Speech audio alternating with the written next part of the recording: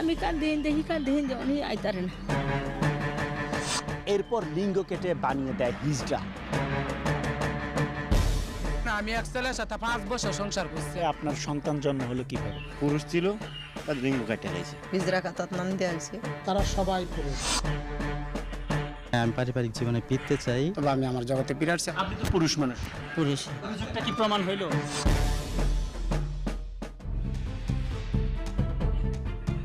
21 বছর বয়সী যুবক রুমন 1 মাস বয়সেই বাবার মৃত্যু।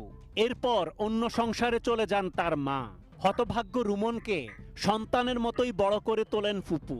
বিয়ে করে স্ত্রী সন্তান নিয়ে একসময় সুখের সংসার হয় তার। কিন্তু আচমকা একদিন বাড়ি ছেড়ে নিরুদ্দেশ হয়ে যান এই যুবক।